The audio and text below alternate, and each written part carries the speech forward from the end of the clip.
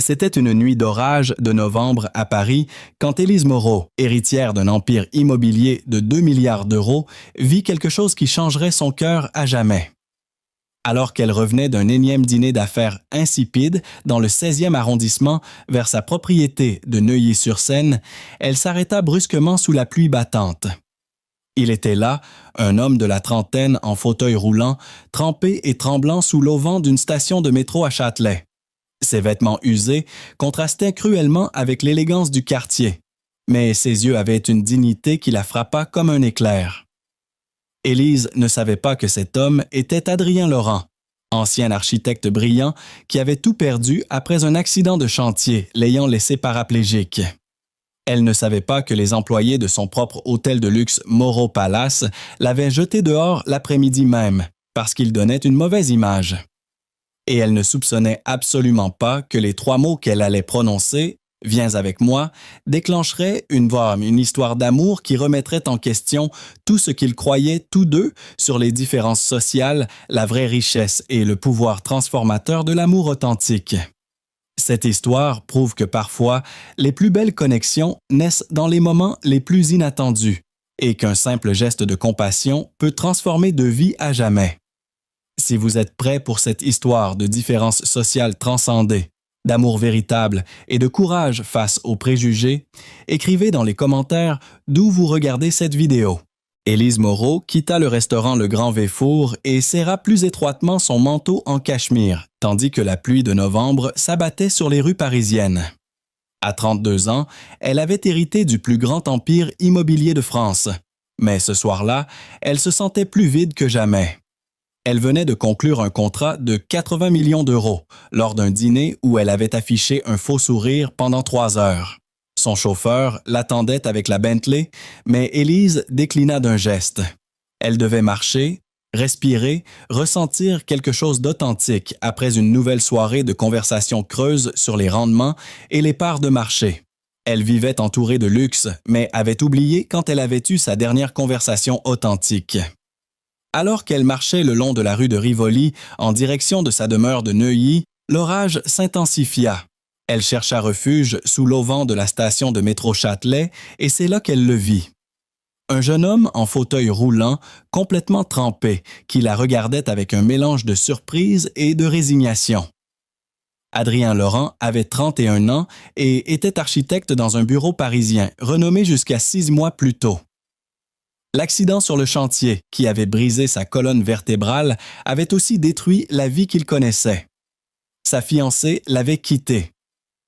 Il avait perdu son emploi à cause des hospitalisations constantes, et cet après-midi, les employés de l'hôtel Moreau Palace l'avaient expulsé du hall, où il cherchait un abri contre le froid. Élise contempla l'homme devant elle. Malgré ses vêtements trempés et sa situation précaire, il y avait quelque chose en lui qui la captiva immédiatement. Ses yeux sombres avaient une profondeur qui contrastait cruellement avec les regards vides des hommes de son cercle social. Il ne la regardait pas avec l'avidité habituelle quand les gens reconnaissaient qui elle était, mais avec un mélange de curiosité et d'épuisement. Adrien reconnut immédiatement la femme.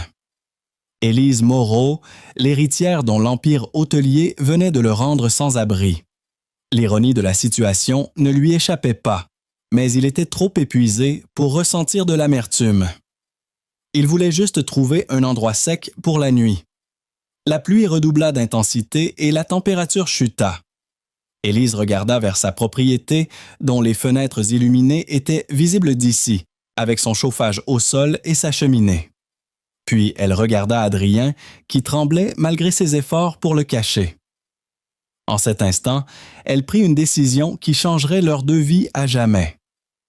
Les mots vinrent spontanément, portés par une compassion qu'elle n'attendait pas d'elle-même. « Viens avec moi », dit-elle doucement. Adrien la fixa avec incrédulité. Pendant des mois, il n'avait connu que rejet, pitié et indifférence. Que justement la femme dont l'empire représentait tout ce qu'il avait perdu lui offre de l'aide était quelque chose que son esprit avait du mal à traiter. Un moment, il envisagea de refuser l'offre. Sa fierté, l'un des rares trésors qui lui restait, se rebellait contre l'idée d'accepter l'aumône. Mais le froid était impitoyable et quelque chose dans les yeux de cette femme lui disait que son geste ne naissait pas de la pitié, mais de quelque chose de plus profond. Élise poussa le fauteuil roulant à travers les rues mouillées de Paris, consciente que chaque pas l'éloignait de son monde de privilèges et la rapprochait d'une réalité qu'elle n'avait jamais imaginée. Adrien resta silencieux, perdu dans ses propres pensées, tandis que tous deux se dirigeaient vers un avenir qu'aucun n'aurait pu prévoir.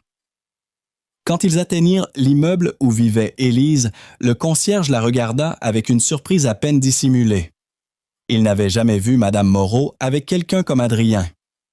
Élise ignora son regard et guida Adrien vers l'ascenseur privé qui menait directement à son penthouse. Pendant qu'ils montaient les 15 étages en silence, tous deux savaient que quelque chose de fondamental avait changé dans leur vie.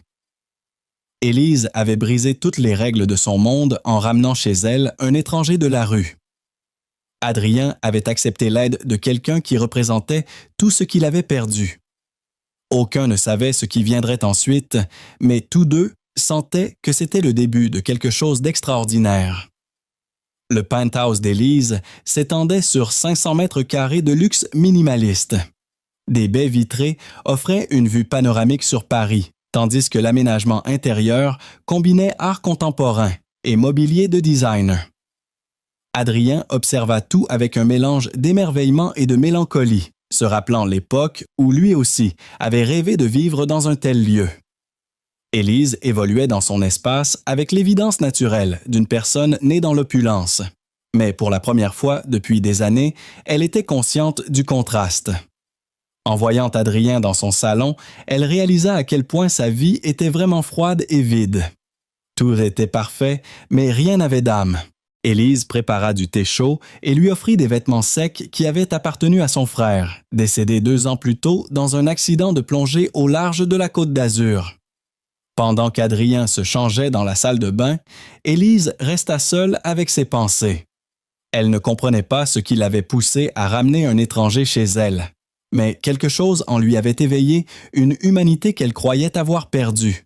Adrien revint, vêtu de vêtements qui lui allaient parfaitement, comme si le destin avait conspiré pour ce moment. Assis l'un en face de l'autre sur le canapé en cuir italien, ils commencèrent à parler. Au début, ce furent des échanges prudents, mais progressivement, les barrières commencèrent à tomber. Adrien raconta son histoire sans apitoiement sur soi. Il avait étudié l'architecture à l'École des Beaux-Arts, travaillé sur des projets qui combinaient logement social et qualité esthétique. L'accident était arrivé alors qu'il inspectait un chantier pour une résidence intergénérationnelle à Vincennes. Une grue avait défailli et sa vie avait changé en quelques secondes. Élise écoutait, fascinée.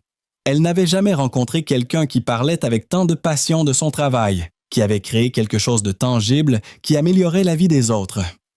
Son propre monde se limitait aux chiffres des bilans et aux décisions qui affectaient les marchés, mais pas les vraies personnes. La conversation dura jusqu'à l'aube. Adrien parla de sa vie avant l'accident, de ses rêves de créer un cabinet d'architecture durable et sociale, de comment le système l'avait abandonné quand il en avait le plus besoin.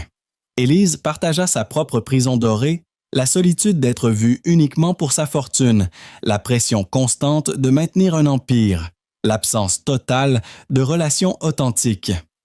Quand le soleil commença à filtrer à travers les baies vitrées, tous deux réalisèrent qu'ils avaient partagé plus d'honnêteté en une nuit qu'en des années de relations superficielles.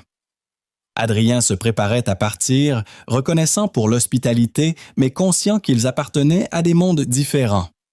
Élise l'arrêta avec une proposition qui la surprit elle-même. Son entreprise avait besoin d'architectes pour moderniser ses bâtiments hôteliers avec des concepts durables. Adrien avait exactement l'expertise qu'elle recherchait. Ce n'était pas de la charité, insista-t-elle. C'était une opportunité d'affaires dont ils profiteraient tous les deux. Adrien la regarda avec scepticisme. Il savait que c'était un geste de bonté déguisé en chance d'affaires, mais il reconnaissait aussi que c'était sa première vraie chance de reconstruire sa vie professionnelle depuis des mois. Sa fierté luttait contre sa nécessité pratique. Élise ajouta qu'il pourrait rester dans l'appartement d'invités pendant qu'il travaillait sur le projet. C'était un espace complètement indépendant dans le même immeuble, conçu pour les invités d'affaires. Adrien aurait son intimité et elle aurait la certitude d'aider quelqu'un qui le méritait vraiment. La proposition planait entre eux dans l'air. Adrien savait qu'accepter signifiait franchir une ligne invisible entre son ancien monde et un complètement nouveau. Élise savait qu'elle risquait sa réputation et brisait toutes les règles non écrites de sa classe sociale. Mais quand ils se regardèrent dans les yeux, tous deux comprirent que certaines opportunités n'arrivent qu'une fois dans une vie. Adrien hocha lentement la tête, scellant un accord qui dépassait largement le cadre professionnel. Élise sourit pour la première fois depuis des mois avec une joie authentique. Aucun des deux ne savait que cette décision les mènerait sur un chemin qui non seulement transformerait leur vie individuelle, mais les confronterait à tous leurs préjugés sur l'amour, la classe sociale et ce que signifie vraiment être riche dans la vie. Les premiers jours de travail d'Adrien dépassèrent toutes les attentes. Ses concepts d'architecture durable révolutionnaient la chaîne hôtelière. Élise lui rendait visite quotidiennement, prétendument pour le travail, en réalité fascinée par sa passion. Tous deux découvraient des aspects surprenants l'un de l'autre. Derrière la façade d'affaires d'Élise se cachait une femme vulnérable et spirituelle. Adrien n'était pas l'homme brisé qu'elle avait attendu, mais brillant et indépendant. Puis vint cette nuit d'orage, une panne d'électricité dans tout l'immeuble. Élise apparut avec des bougies et du vin chez Adrien. À la lumière vacillante, tous les masques tombèrent. Elle avoua sa solitude. Les hommes ne voulaient que son argent. Il raconta son ex, qui ne supportait pas son fauteuil roulant. Quand l'électricité revint, tout avait changé. D'employeurs et employés, ils étaient devenus deux personnes amoureuses. La question était seulement, leur amour serait-il assez fort pour ce qui allait venir? La nouvelle de la relation entre Élise Moreau et Adrien Laurent explosa dans la presse française comme une bombe. L'héritière et le handicapé, amour ou pitié, la chute d'une dynastie, les titres devenaient de plus en plus cruels. Les photos d'Adrien entrant et sortant de l'immeuble d'Élise devinrent la pâture des émissions de télévision qui disséquaient chaque aspect de leur histoire. La famille d'Élise réagit avec une horreur prévisible. Son oncle François, président du conseil d'administration, convoqua une réunion d'urgence où elle fut confrontée à un ultimatum.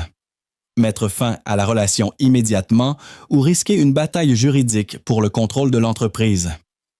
Ils lui rappelèrent qu'elle avait des responsabilités envers des milliers d'employés et d'actionnaires qui ne pouvaient pas se permettre ces caprices émotionnels. Adrien faisait face à son propre enfer personnel. Les commentaires sur les réseaux sociaux étaient impitoyables, le présentant comme un parasite qui avait séduit une femme vulnérable.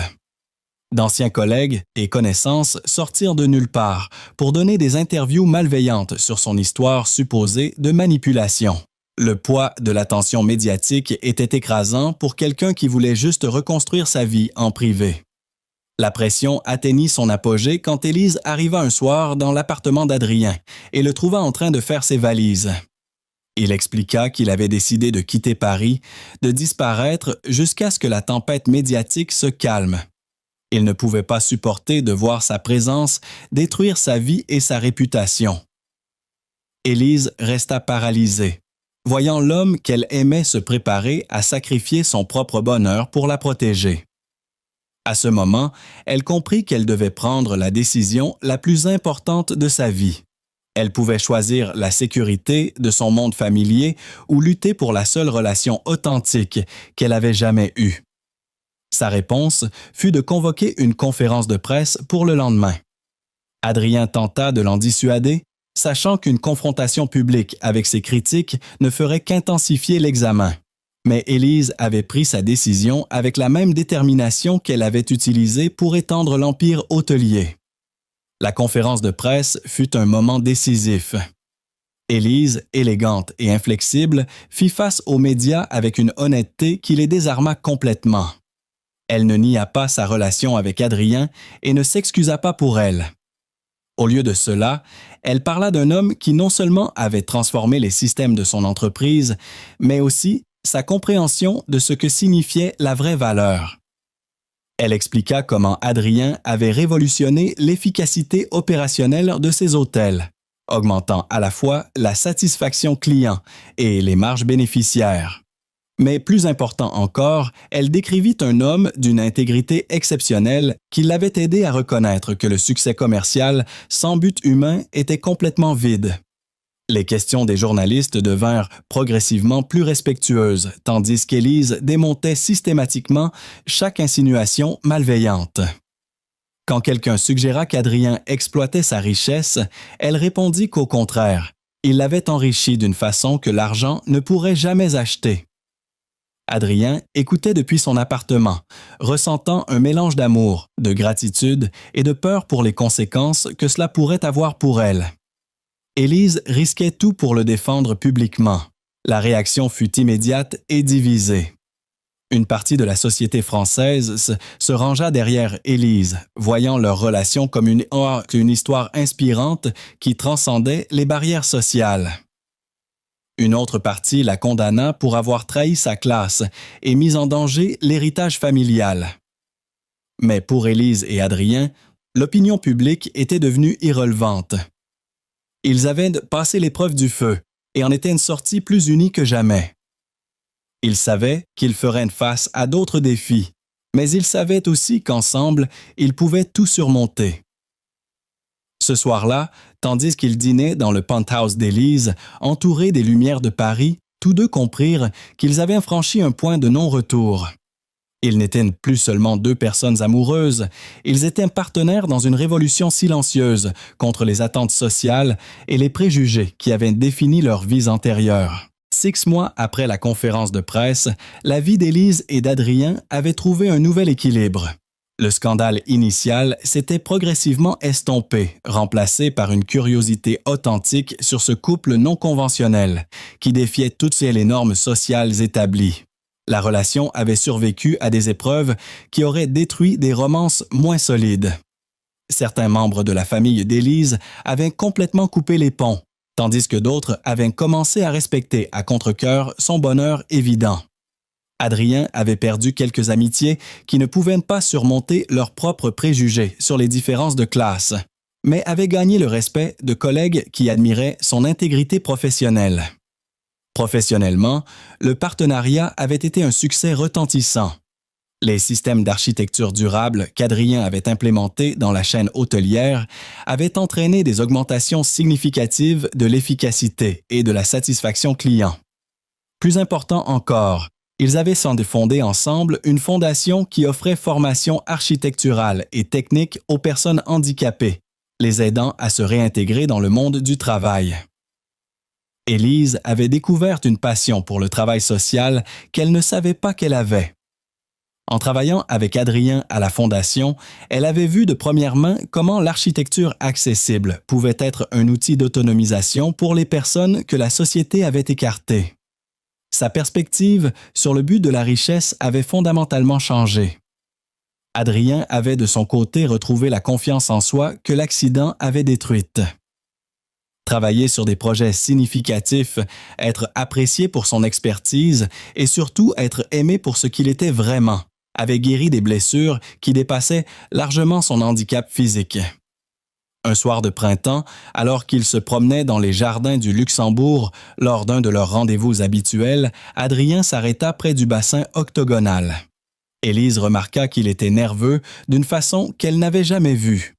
Avec des mains légèrement tremblantes, il sortit une petite boîte de sa veste. La demande fut simple mais profonde. Adrien lui dit qu'elle avait sauvé sa vie cette nuit pluvieuse, mais plus importante encore, elle lui avait redonné l'espoir en l'avenir. Il lui demanda de l'épouser, non par commodité ou sécurité, mais parce qu'il avait trouvé en elle sa véritable partenaire de vie. Élise fut pour la première fois depuis des mois sans voix. En regardant cet homme qui avait complètement changé sa compréhension de l'amour et du but, la réponse était évidente, mais les implications étaient énormes. Épouser Adrien signifierait sceller de façon permanente sa rupture avec certains secteurs de la société française. Mais cela signifierait aussi formaliser le partenariat le plus authentique et productif de sa vie. Sa réponse fut un oui immédiat et sans équivoque, suivi de larmes de joie qui surprirent tous deux par leur intensité. Le mariage eut lieu 6 mois plus tard dans le château familial des Moreau, en Bourgogne, propriété qui était dans la famille depuis des siècles. Ce fut une cérémonie intime qui reflétait les valeurs qui avaient défini leur relation: authenticité, inclusion et célébration des différences. Les invités comprenaient un mélange éclectique de la haute société parisienne, des collègues architectes d'Adrien, du personnel de la Fondation et des personnes handicapées que leur programme avait aidées. La diversité des présents racontait l'histoire de comment deux mondes apparemment incompatibles pouvaient fusionner en quelque chose de beau. Pendant la cérémonie, Élise et Adrien parlèrent tous deux de comment leur amour n'était pas né malgré leurs différences, mais justement à cause d'elles. Chacun avait apporté des perspectives qui avaient enrichi l'autre de façon qu'il n'aurait jamais pu imaginer. La célébration dura jusqu'à l'aube avec une musique qui mélangeait chansons françaises traditionnelles et compositions contemporaines, symbolisant la parfaite fusion de tradition et innovation qui avait caractérisé leur vie commune. Alors qu'ils dansaient leur première danse en tant qu'époux sous le ciel étoilé de Bourgogne, Élise et Adrien savaient qu'ils avaient créé quelque chose d'extraordinaire. Un partenariat basé sur le respect mutuel, l'admiration authentique et un amour qui surmontait toute barrière sociale ou physique. Leur histoire était devenue une inspiration pour d'autres qui avaient leurs propres défis avec les attentes sociales, prouvant que l'amour authentique trouve toujours un moyen de triompher. 2 ans après leur mariage, Élise et Adrien avaient construit une vie qui dépassait leurs rêves les plus audacieux. Leur fondation était devenue l'organisation leader en France pour l'intégration professionnelle des personnes handicapées, avec des programmes dans 25 villes et des plans d'expansion internationale. La chaîne hôtelière Moreau avait sous leur direction conjointe subi une transformation complète. Adrien avait non seulement révolutionné les systèmes architecturaux, mais aussi la culture d'entreprise, implémentant des politiques d'inclusion qui avaient fait de l'entreprise un modèle pour toute l'industrie. Élise avait trouvé sa vraie vocation en dirigeant des initiatives de responsabilité sociale d'entreprise.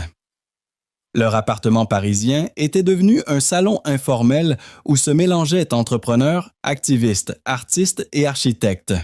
Les dîners qu'ils organisaient étaient célèbres pour les conversations stimulantes et les projets innovants qui naissaient de ces connexions inattendues. Adrien était retourné à l'université comme professeur invité, enseignant un cours sur l'architecture inclusive qui attirait des étudiants de toute l'Europe. Ces conférences étaient légendaires, non seulement pour le contenu technique, mais pour les leçons de vie qu'il partageait sur la résilience, l'adaptation et l'importance de ne jamais laisser les circonstances définir les possibilités. Élise avait commencé à écrire un livre sur le leadership éthique, documentant les leçons apprises pendant la transformation de son entreprise. Des éditeurs du monde entier se disputaient les droits, reconnaissant que son histoire personnelle donnait une crédibilité unique à ses idées sur la responsabilité d'entreprise. Mais le projet le plus important arriva quand ils décidèrent d'adopter un enfant. Après des mois d'évaluation et d'entretien, ils furent choisis pour adopter Matteo, un garçon de 8 ans avec une paralysie cérébrale qui avait passé des années dans le système de placement sans trouver de famille permanente. L'arrivée de Matteo compléta leur famille d'une façon qu'aucun n'avait prévue. Le garçon avait surmonté ses propres défis médicaux et sociaux, mais dans le foyer aimant et adapté qu'Élise et Adrien avaient créé, il commença à s'épanouir. Sa joie contagieuse et sa détermination inflexible les inspirèrent tous deux de nouvelles façons. Voir Adrien enseigner à Matteo la technologie adaptative ou Élise l'aider avec ses devoirs scolaires confirmait ce que tous deux savaient. Ils n'avaient pas seulement créé une famille, mais un modèle de ce qui était possible quand l'amour transcendait les limites perçues. Un après-midi, alors que tous trois se promenaient au même endroit dans les jardins du Luxembourg où Adrien avait demandé sa main, Élise réfléchit au chemin extraordinaire qu'ils avaient parcouru. De cette nuit pluvieuse où elle avait vu un étranger dans une station de métro à ce moment parfait avec son mari et son fils, sa vie avait été transformée de façon qu'elle n'aurait jamais pu imaginer. Adrien, observant Matteo jouer avec d'autres enfants dans le parc, avec la naturalité qui caractérise tous les enfants quand ils ne sont pas limités par les préjugés des adultes, pensait à toutes les personnes dont ils avaient touché la vie dans ce voyage. Chaque défi avait renforcé leur relation. Chaque victoire avait été partagée.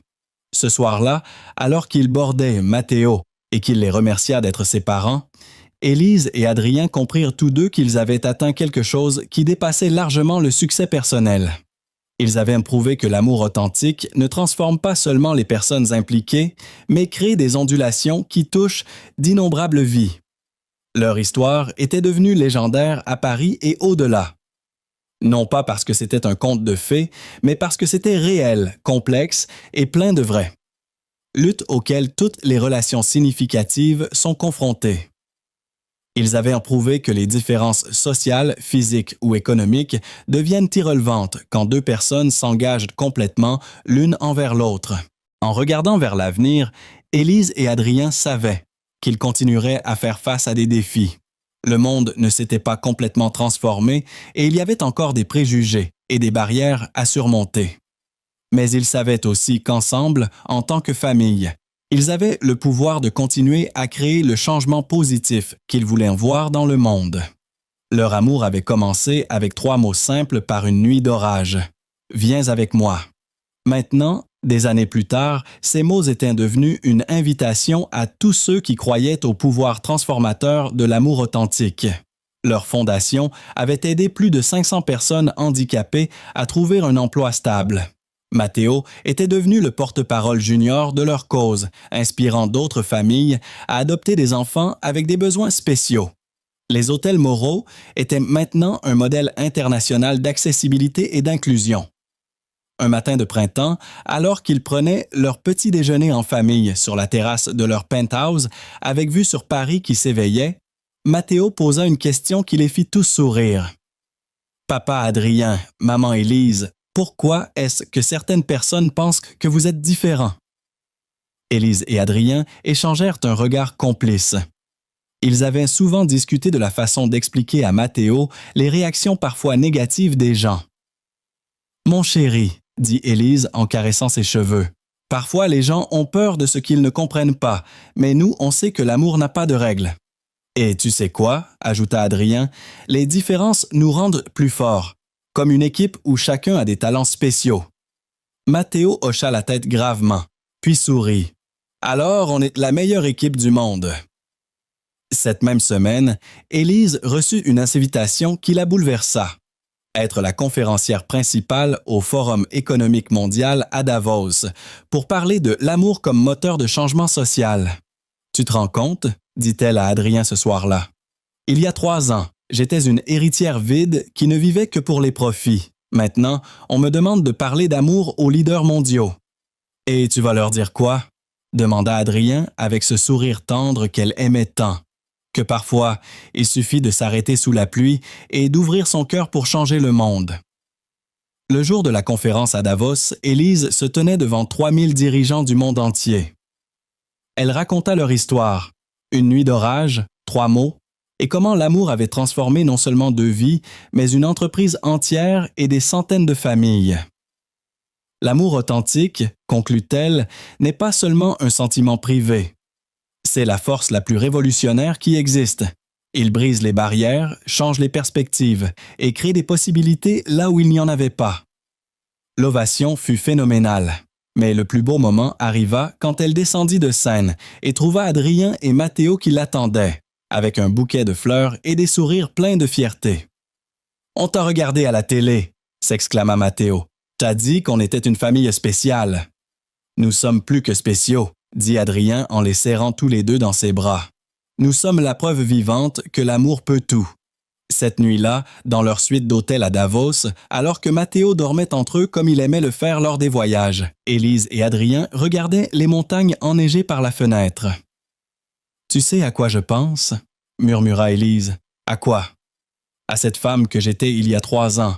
Si elle pouvait nous voir maintenant. » Elle ne nous reconnaîtrait pas, dit Adrien en souriant, mais je crois qu'elle serait fière. Et toi, si tu pouvais parler à l'homme que tu étais cette nuit-là sous la pluie? Adrien réfléchit un moment. Je lui dirai de ne pas avoir peur quand une belle inconnue lui proposera de l'accompagner. Je lui dirai que le plus beau des voyages l'attend. 5 ans après cette nuit fatidique, l'histoire d'Élise et Adrien était devenue bien plus qu'un simple récit d'amour. Elle était devenue un symbole d'espoir pour tous ceux qui croyaient que l'humanité pouvait transcender ses préjugés. Leur livre coécrit « Viens avec moi. Comment l'amour change le monde » était devenu un best-seller international, traduit dans 30 langues. Les droits du film avaient été vendus à Hollywood, avec la promesse que les bénéfices iraient entièrement à leur fondation. Matteo, maintenant âgé de 13 ans, était devenu un orateur inspirant, malgré son jeune âge. Il parcourait les écoles de France avec ses parents pour parler d'inclusion et de différence. Sa devise « Nous sommes tous différents, et c'est ça qui nous rend magnifiques » était devenue virale sur les réseaux sociaux. L'entreprise Moreau avait été reconnue comme la société la plus inclusive d'Europe 3 années consécutives. Leurs hôtels étaient non seulement accessibles, mais étaient devenus des modèles de comment une entreprise peut être à la fois profitable et humaine. Adrien dirigeait maintenant son propre cabinet d'architecture inclusive, avec des projets dans 15 pays. Ces bâtiments n'étaient pas seulement beaux et fonctionnels, ils racontaient des histoires d'espoir et d'inclusion. Mais au-delà des succès professionnels, c'était leur quotidien qui témoignait le mieux de leur transformation. Chaque matin, ils se réveillaient dans leur penthouse qui avait été adapté pour être complètement accessible, entouré d'œuvres d'art créées par des artistes handicapés qu'ils soutenaient. Leur petit déjeuner était souvent interrompu par des appels de personnes du monde entier qui avaient lu leur histoire et cherchaient de l'inspiration pour leurs propres défis. Un jour, une jeune femme de Tokyo les appela. Elle était tombée amoureuse d'un homme en fauteuil roulant, mais sa famille s'opposait à la relation. « Que puis-je faire ?» demanda-t-elle en pleurant. Élise et Adrien se regardèrent. Ils avaient eu cette conversation des centaines de fois avec des gens dans des situations similaires. « L'amour véritable ne demande pas la permission, » répondit Élise doucement. « Il demande juste le courage d'être authentique. » Et rappelez-vous, ajouta Adrien, quand 2 personnes s'aiment vraiment, elles rendent le monde meilleur. C'est votre responsabilité envers l'humanité. Après avoir raccroché, Matteo, qui avait écouté la conversation, dit quelque chose qui les toucha profondément. « Papa, maman, vous vous rendez compte que votre histoire d'amour aide des gens que vous ne rencontrerez jamais. » C'était vrai. Leur histoire était devenue plus grande qu'eux. Elle appartenait maintenant à tous ceux qui croyaient que l'amour pouvait changer le monde. Le soir de leur 5e anniversaire de mariage, ils organisèrent une fête dans leur penthouse. Les invités comprenaient leurs amis, leurs familles, y compris les membres qui s'étaient finalement réconciliés avec eux, les employés de leur fondation et des dizaines de personnes dont les vies avaient été touchées par leur travail. Quand vint le moment des discours, Matteo demanda la parole. « Mes parents m'ont appris que l'amour n'est pas juste un sentiment, » dit-il avec la sagesse de ses 13 ans. C'est une action. Chaque jour, ils choisissent de s'aimer, de m'aimer et d'aimer tous ceux qui ont besoin d'espoir. Il marqua une pause et sourit. Et vous savez quoi? Quand on aime vraiment, on n'a jamais assez de place dans notre cœur. Il grandit toujours. L'assemblée était émue aux larmes.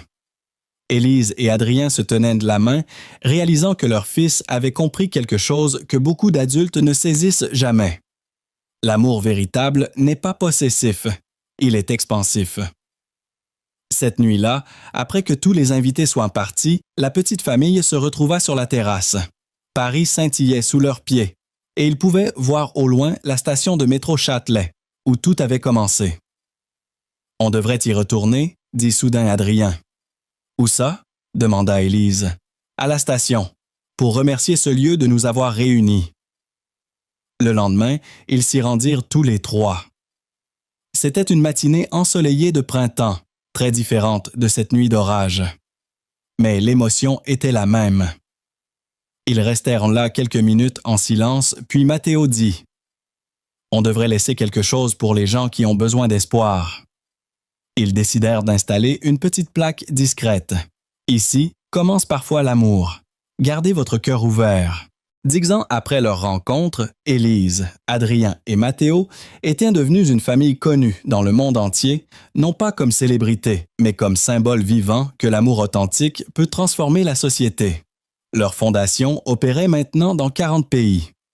Ils avaient créé un réseau mondial d'entreprises inclusives. Leur modèle de capitalisme compassionnel était enseigné dans les plus grandes universités du monde. Matteo, maintenant 18 ans, avait été admis à Cambridge pour étudier les sciences politiques et les droits humains. Son discours de remise de diplôme au lycée était devenu viral. Mes parents m'ont appris que le handicap n'existe que dans les esprits fermés. Mais au-delà de tous leurs accomplissements publics, c'était leur amour quotidien qui restait leur plus grande réussite. Chaque matin, Adrien préparait encore le thé comme il l'avait fait cette première nuit. Chaque soir, Élise s'asseyait encore près de lui pour écouter ses projets avec la même fascination qu'au début. Ils avaient survécu aux défis que tous les couples rencontrent, les désaccords, le stress, les moments de doute. Mais leur amour était devenu plus fort à chaque épreuve parce qu'il était basé sur quelque chose de plus profond que l'attraction. Il était basé sur le respect mutuel et le désir partagé de rendre le monde meilleur. Un jour d'automne, exactement 10 ans après leur première rencontre, ils reçurent une lettre qui les bouleversa. Elle venait de la Fondation Nobel. Élise et Adrien étaient nominés pour le prix Nobel de la paix, non pas en tant qu'individus, mais en tant que couple, pour leur contribution exceptionnelle à la transformation des mentalités sur le handicap et l'inclusion sociale. « Tu te rends compte ?» dit Élise, les larmes aux yeux. « Ce petit geste d'une nuit d'orage a changé le monde, termina Adrien, tout aussi ému. Ils ne gagnèrent pas le prix Nobel cette année-là, mais la nomination elle-même était une reconnaissance que leur amour avait eu un impact global. Le soir de l'anniversaire de leur rencontre, ils retournèrent à la station Châtelet avec Matteo. Il y avait maintenant des dizaines de petites plaques laissées par des gens inspirés par leur histoire. La station était devenue un lieu de pèlerinage informel pour les couples qui voulaient croire en l'amour véritable. « Regardez, dit Matteo en pointant une nouvelle plaque. Celle-ci dit « Merci de nous avoir appris que l'amour n'a pas de limite. » Ils restèrent là, tous les trois, regardant les gens passer. Certains les reconnurent et sourirent. D'autres étaient trop pressés pour remarquer. Mais chaque personne qui passait portait en elle le potentiel de créer sa propre histoire d'amour transformateur. « Vous savez quoi ?» dit soudain Élise. « Je pense que notre vrai cadeau au monde n'est pas notre histoire. C'est la preuve que chacun peut créer la sienne. » Adrien la regarda avec cet amour qui n'avait jamais faibli. « Tu as raison. Nous ne sommes pas spéciaux parce que nous sommes exceptionnels. Nous sommes spéciaux parce que nous avons eu le courage d'être authentiques. » Et ça, ajouta Matteo, c'est quelque chose que tout le monde peut faire. Ils rentrèrent chez eux ce soir-là, main dans la main, sachant que leur histoire d'amour était loin d'être terminée. Ils avaient encore des dizaines d'années devant eux, des projets à réaliser, des vies à toucher, des barrières à briser. Mais ils savaient aussi que l'essentiel était déjà accompli. Ils avaient prouvé que l'amour véritable existe, qu'il peut surmonter n'importe quel obstacle et qu'il a le pouvoir de changer le monde une personne à la fois. Dans leur penthouse parisien, entourés des photos de tous les gens qu'ils avaient aidés, des récompenses qu'ils avaient reçues et surtout de l'art créé par Matteo au fil des années, Élise et Adrien se couchèrent comme ils le faisaient chaque soir depuis 10 ans.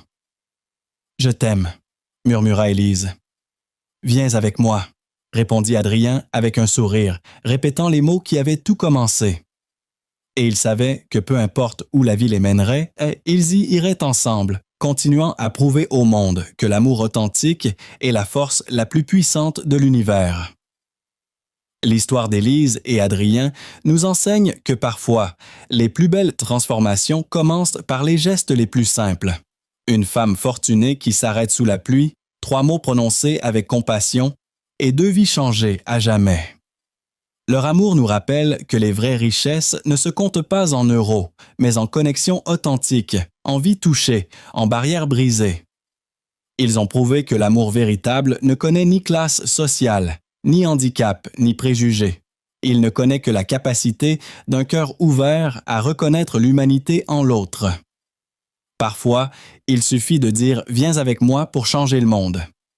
Parfois, l'amour le plus fort naît dans les moments les plus inattendus. Et parfois, 2 personnes courageuses peuvent montrer à l'humanité entière ce que signifie vraiment aimer sans condition.